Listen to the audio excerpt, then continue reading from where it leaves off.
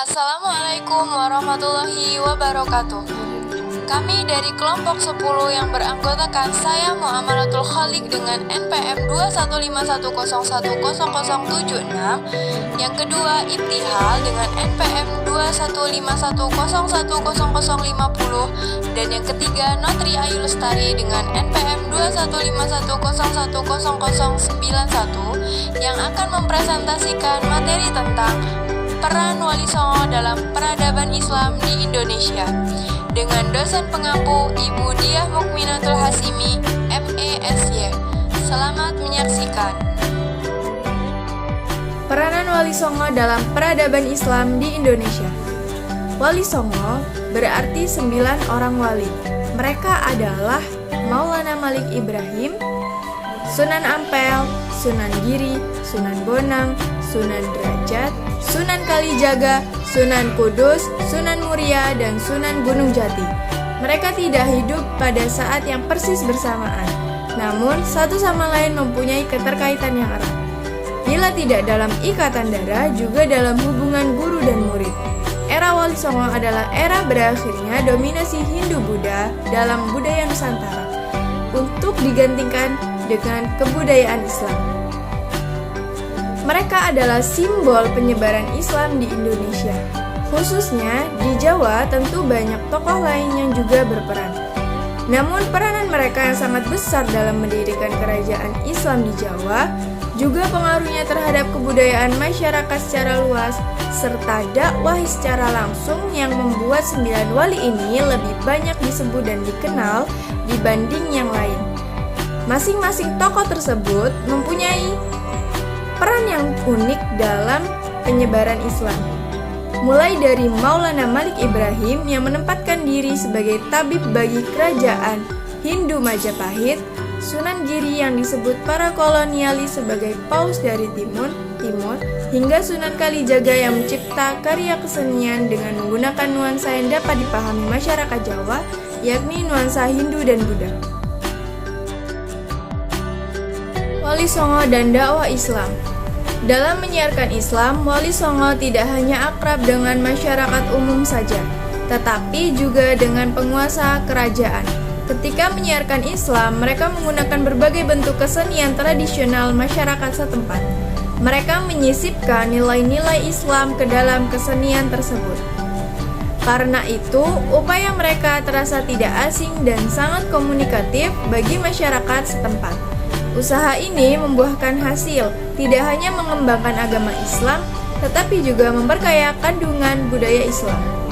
Sebenarnya, Islam masuk Nusantara sejak zaman Rasulullah, yakni berdasarkan literatur kuno Tiongkok sekitar tahun 625 Masehi, telah ada sebuah perkampungan Arab Islam di pesisir Sumatera Barus.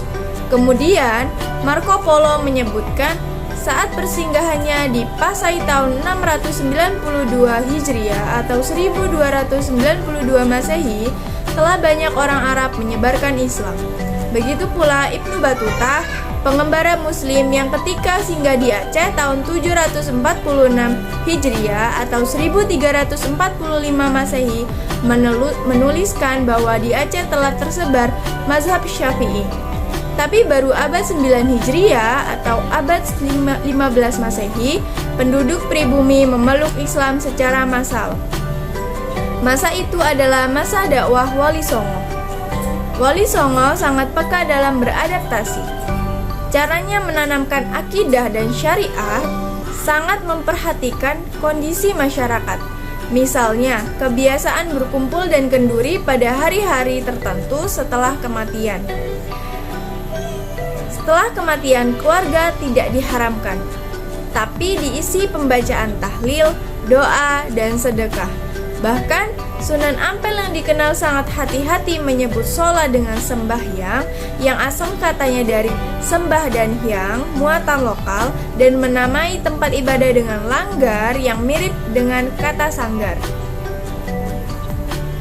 Berbeda dengan dakwah Islam di Asia Barat, Afrika, dan Eropa yang dilakukan dengan penaklukan, Wali Songo berdakwah dengan cara damai, yakni dengan pendekatan pada masyarakat pribumi dan akulturasi budaya atau percampuran budaya Islam dan budaya lokal. Dakwah mereka disebut dengan dakwah kultural. Kedua atau yang B yaitu model penyebaran Islam Wali Songo. Model penyebaran Islam yang pertama yaitu Sunan Gresik atau Syekh Maulana Malik Ibrahim. Beliau juga dikenal dengan sebutan Syekh Maghribi karena ia diduga berasal dari wilayah Maghribi atau Afrika Utara. Ia diperkirakan lahir sekitar pertengahan abad ke-14. Ia berasal dari keluarga muslim yang taat dan belajar agama sejak kecil. Meskipun demikian, tidak diketahui siapapun gurunya hingga ia kemudian menjadi seorang ulama. Sunan Gresik merupakan pelopor penyebaran Islam di tanah Jawa. Ia berdakwah secara intensif dan bijaksana. Sunan Gresik bukanlah orang Jawa, tetapi ia mampu beradaptasi dengan masyarakat setempat.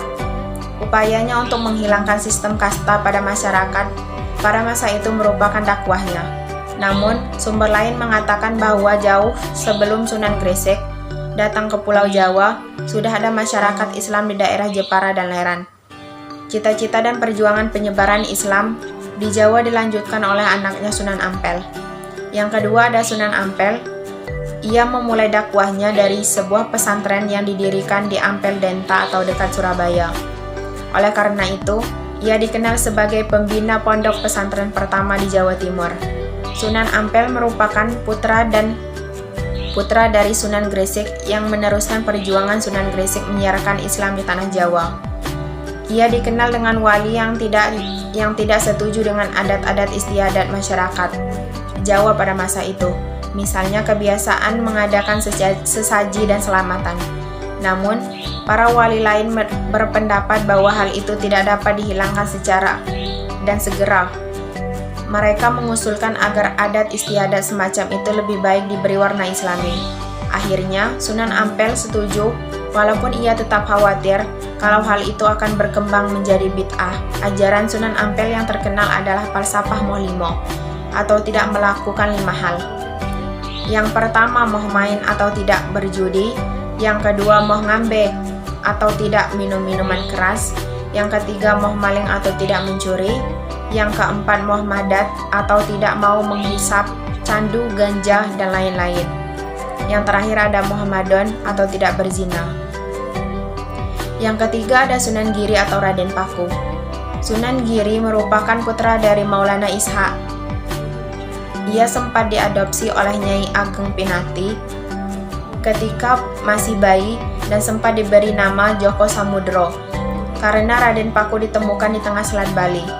Sunan Giri sempat mondok di pesantren Ampel Denta milik Sunan Ampel sebelum memperdalam ilmu di Pasai, tempat Maulana Ishak menyiarkan Islam. Sekembalinya dari tanah Jawa, Sunan Giri mendirikan pesantren di daerah Giri. Ia juga banyak mengirim juru dakwah ke Bawean, bahkan juga ke Lombok, Ternate, dan Tidore di Maluku. Yang keempat ada Sunan Bonang atau Syekh Maulana Makdum Ibrahim. Cara penyebarannya ialah menyesuaikan diri dengan corak kebudayaan masyarakat Jawa yang menggemari wayang dan musik gamelan. Untuk itu, ia menciptakan gendang-gending yang memiliki corak keislaman. Sunan Bonang yang bernama asli Syekh Maulana Makdum Ibrahim ini pernah belajar agama di pesantren Ampel Denta dan di Pasai bersama Sunan Giri. Sekembalinya dari Pasai, ia memutuskan untuk memusatkan kegiatan dakwahnya di Tuban dengan mendirikan pesantren. Ia wafat di Tuban pada tahun 1525. Yang kelima ada Sunan Kalijaga atau Raden Said Putra Adipati Tuban. Ia dikenal dengan budayawan dan seniman. Nama aslinya adalah Raden Said Putra Adipati Tuban, yaitu Temanggung Walitikto. Ia menciptakan anak cerita wayang yang bermapaskan Islami. Ia juga menciptakan wayang kulit dan wayang beber. Dan ia juga menciptakan dari lagu daerah Jawa yang berjudul Lir Ilir. Yang keenam ada Sunan Kudus atau Ja'far Shadiq. Ia adalah putra dari Raden Usman Haji yang bergelar Sunan Ngudung dari Jipong Panolan. Untuk melancarkan penyebaran Islam, Sunan Kudus membangun sebuah masjid di daerah Loran pada tahun 1549 Masehi. Masjid itu diberi nama Masjid Al-Aqsa atau Al-Manar. Wilayah di sekitarnya disebut Kudus, merupakan nama yang diambil dari nama kota Al-Quds di Palestina yang pernah ia kunjungi. Masjid itu kemudian dikenal dengan nama Masjid Menara Kudus karena di sampingnya terdapat menara tempat duduk masjid.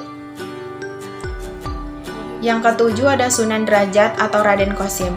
Ia merupakan putra dari Sunan Ampel dan Dewi Chandrawati. Dalam catatan sejarah Wali Songo, Raden Qasim disebut dengan seorang wali yang hidupannya paling bersahaja. Walaupun dalam urusan dunia ia juga sangat rajin mencari rezeki. Adapun ajaran Sunan Derajat yang terkenal yaitu: yang pertama, berikanlah tongkat pada orang yang buta. Yang kedua, berikan makanan pada orang yang lapar. Yang ketiga, berikan pakaian pada orang yang telanjang. Yang keempat, berikan tempat berteduh pada yang kehujanan. Ia berdakwah di daerah Derajat dan meninggal di daerah itu juga. Makamnya berada di Desa Derajat, Kecamatan Paciran, Kabupaten Lamongan. Yang kedelapan ada Sunan Muria atau Raden Umar Said. Sunan Muria ialah putra dari Sunan Kalijaga dan Dewi Saroh. Ia dikenal sebagai seorang anggota Wali Songo yang mempertahankan kesenian gamelan sebagai media dakwah yang ampuh untuk merangkul masyarakat Jawa. Selain dengan kesenian, ia juga berdakwah dengan cara memadukan adat setempat dengan warna Islami. Adapun adat setempat yang dipadukan dengan warna Islami adalah sebagai berikut: kenduren setelah ngubur mayat, kenduren setelah 3 hari ngubur mayat, kenduren setelah 7 hari ngubur mayat, matang puluh, nyatus dino, mendak pisan, mendak pindo, dan nyewu. Yang terakhir ada Sunan Gunung Jati atau Sarip Hidayatullah. Nama aslinya adalah Sarip Hidayatullah. Pada usia 20 tahun, dia berguru pada Syekh di daratan Timur Tengah. Setelah selesai menuntut ilmu, pada tahun 1470 dia berangkat ke Tanah Jawa untuk mengamalkan ilmunya. Istrinya yang pertama adalah Nyai Babadan. Wanita itu dinikahi pada tahun 1471. Dia adalah putri dari Ki Gedek Babadan. Perkawinannya dengan Nyai Babadan tidak dikarunia seorang anak pun. Lalu pada tahun 1475, ia kawin lagi dengan Nyai Kawung Ten, adik dari Bupati Banten. Ia sempat menikah dengan Syaripah Baghdad yang merupakan adik dari Syekh Abdurrahman. Namun dari sekian banyak istrinya, Sunan Gunung Jati pernah menikah dengan putri cantik dari dataran Cina, Ong Tien. Sekitar tahun 1479, ia pergi ke Cina. Di sana ia membuka pengobatan sambil berdakwah. Ia mendapat gelar Maulana Insanul Kamil. Kemajuan Islam periode Wali Songo. Kemajuan ilmu pengetahuan dan teknologi modern memasuki dunia Islam, terutama sesudah pembukaan abad ke-19, yang dalam sejarah Islam dipandang sebagai permulaan periode modern. Semua ini menimbulkan persoalan-persoalan baru, dan pemimpin-pemimpin Islam pun mulai memikirkan cara mengatasi persoalan-persoalan baru itu. Sebagai halnya di Barat, di dunia Islam yang timbul pikiran dan gerakan untuk menyesuaikan paham-paham keagamaan Islam dengan perkembangan baru yang ditimbulkan kemajuan ilmu pengetahuan dan teknologi modern itu. Kaum terpelajar, Islam memulai pula memusatkan perhatian pada perkembangan modern, dan Islam dan kata modernisme pun mulai pula diterjemahkan ke dalam bahasa-bahasa yang dipakai dalam Islam seperti Al-Tajdid dalam bahasa Arab dan pembaharuan dalam bahasa Indonesia. Mundurnya umat Islam dalam sejarah. Sebagian telah disebut pembaharuan dalam Islam, timbul periode sejarah Islam yang disebut modern dan mempunyai tujuan untuk membawa umat Islam kepada kemajuan. Dalam garis besarnya, sejarah Islam dapat dibagi ke dalam 3 periode besar: klasik, pertengahan, dan modern. Yang pertama ada periode klasik, dimulai pada tahun 650 sampai 1250 Masehi. Periode klasik merupakan zaman kemajuan dan dibagi ke dalam 2 fase. Yang pertama, fase ekspansi. integrasi dan puncak kemajuan. Di zaman inilah daerah Islam meluas melalui Afrika Utara sampai ke Spanyol di barat dan melalui Persia sampai ke India di timur. Kedua, fase disintegrasi. Dimulai pada tahun 1000 sampai 1250 Masehi. Di masa ini keutuhan umat Islam dalam bidang politik mulai pecah, kekuasaan khalifah menurun, dan akhirnya Baghdad dapat dirampas dan dihancurkan oleh Halagu di tahun 1258 Masehi. Yang kedua, ada periode pertengahan dimulai pada tahun 1250 sampai 1800 Masehi. Juga dibagi ke dalam dua fase. Pertama, fase kemunduran. Di zaman ini desentralisasi dan disintegrasi bertambah meningkat. Perbedaan antara Sunni dan Syiah dan demikian juga antara Arab dan Persia bertambah nyata kelihatan. Yang kedua, fase 3 kerajaan besar yang memulai dengan zaman kemajuan pada tahun 1500 sampai 1700 Masehi dan zaman kemunduran pada tahun 1700 sampai 1800 Masehi. 3 kerajaan besar yang dimaksud ialah Kerajaan Utsmani atau Ottoman Empire di Turki, Kerajaan Safawi di Persia, dan Kerajaan Mughal di India. Sekian dari saya. Apabila ada kesalahan saya mohon maaf. Materi selanjutnya akan dibacakan oleh rekan saya. Baik, saya akan melanjutkan materi selanjutnya, yaitu tokoh-tokoh Islam. Yang pertama yaitu Jamaluddin Al-Afghani. Jamaluddin Al-Afghani adalah seorang pemimpin pembaharuan dalam Islam yang tempat tinggal dan aktivitasnya itu terdiri dari satu negara Islam ke negara lainnya. Pengaruh terbesar yang ditinggalkannya, kalau diuraikan itu mengenai pemikiran dan aktivitasnya, dimasukkan ke dalam bagian tentang pembaruan di Mesir. Beliau ini lahir di Afghanistan pada tahun 1839 dan meninggal dunia di Istanbul di tahun 1897. Di tahun 1894 ia menjadi penasihat Sher Ali Khan dan beberapa tahun kemudian ia diangkat oleh Muhammad A'zam Khan menjadi Perdana Menteri. Dan tokoh-tokoh yang selanjutnya yaitu Muhammad Ali Jinnah. Muhammad Ali Jinnah adalah anak seorang saudagar yang lahir di Karachi pada tanggal 25 Desember 1876. Di masa remaja ia telah pergi ke London untuk meneruskan studi dan di sanalah ia memperoleh kesarjanaannya dalam bidang hukum di tahun 1896. Pada tahun itu juga ia kembali ke India dan bekerja sebagai pengacara di Bombay. Tidak lama sesudah itu ia menggabungkan diri dengan Partai Kongres. Pada tahun 1913 itu juga Jinnah dipilih menjadi Presiden Liga Muslimin. Pada waktu itu masih mempunyai keyakinan bahwa kepentingan umat Islam di India dapat dijamin melalui ketentuan-ketentuan tertentu dalam Undang-Undang Dasar. Untuk itu ia mengadakan pembicaraan dan perundingan dengan pihak Kongres Nasional India. Salah satu hasil perundingan ialah Perjanjian Lucknow 1916.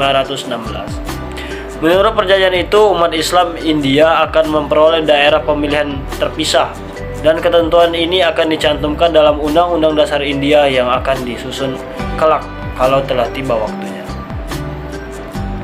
Di tahun 1942, Inggris telah mengeluarkan janji akan memberi kemerdekaan kepada India sesudah Perang Dunia Kedua selesai. Pelaksanaan mulai dibicarakan pada tahun 1945. Pada itu diputuskan untuk mengadakan sidang Dewan Konstitusi pada bulan Desember 1445. Dan Jinnah melihat bahwa dalam suasana demikian sidang tidak bisa diadakan dan oleh karena itu meminta supaya ditunda. Pembaruan di India mempunyai peran masing-masing, disengaja atau tidak, dalam perwujudan Pakistan, Syed Ahmad Khan dengan idenya tentang pentingnya ilmu pengetahuan, Syed Amir Ali dengan idenya bahwa Islam itu tidak menentang kemajuan modern, dan Iqbal dengan idenya dinamikanya amat membantu bagi usaha-usaha Jinnah dalam menggerakkan umat Islam India yang serta 100 tahun yang lalu masih merupakan masyarakat yang berada dalam kemunduran untuk menciptakan negara dan masyarakat Islam modern di anak benua India. Selanjutnya adalah kesimpulan dari makalah yang kami sampaikan, yaitu dari pembahasannya perkembangan Islam di Jawa pada masa permulaan dan peran Wali Songo, dapat disimpulkan bahwa Islam itu masuk ke Jawa melalui berbagai jalur, antara lain melalui jalur perdagangan, tasawuf, pendidikan, politik, kesenian, serta pernikahan. Tetapi jalur yang paling mendominasi itu dalam mengislamikan di Jawa adalah jalur perdagangan. Karena pada saat itu Jawa merupakan daerah strategis untuk jalur perlintasan perdagangan dengan negara-negara Timur Tengah yang mayoritas lebih dahulu beragama Islam. Dalam hal pengislamiannya, dalam hal pengislamisasian Islam di daerah Jawa, Wali Songo memang sangat berperan. Walaupun sebelum Wali Songo datang, terdapat fakta-fakta yang menunjukkan bahwa Islam di Jawa telah ada di zaman sebelum keadaan Wali Songo. Setelah Wali Songo datang ke Jawa, Islam menjadi semakin diminati sebagai agama masyarakat sekitar. Seperti contohnya yaitu ajaran yang diajarkan oleh Sunan Gresik bahwa dalam Islam tidak mengenal kasta. Ia menunjukkan bahwa semua manusia itu sama derajatnya di mata manusia, hanya saja berbeda di mata Allah bagi orang-orang yang beriman. Dengan statement seperti itu, ternyata masyarakat sekitar yang pada awalnya menduduki kasta sudra akhirnya memiliki Islam sebagai agama mereka yang tidak mengenal pengastaan. Kemudian ajaran Sunan Kalijaga dengan khasnya dalam mendakwakan Islam melalui kesenian wayang yang digemari masyarakat pada waktu itu, ternyata juga mengundang minat masyarakat untuk memasuki agama Islam sebagai agama ketauhidan yang mengenal Allah sebagai Tuhan mereka. Baik, demikian makalah yang kami sampaikan, makalah yang kami buat.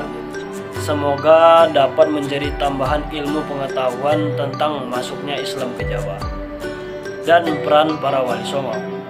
Kami sarankan agar pembaca mencari referensi lain untuk menambah wawasan Anda. Kami mohon maaf apabila dalam makalah ini terdapat kesalahan baik dalam segi tulisan, tanda baca maupun kesalahan lainnya. Baik, itu tadi rangkaian penjelasan dari kelompok kami tentang peran Wali Songo dalam peradaban Islam di Indonesia. Terima kasih. Kami akhiri. Wabillahi taufiqul hidayah. Wassalamualaikum warahmatullahi wabarakatuh.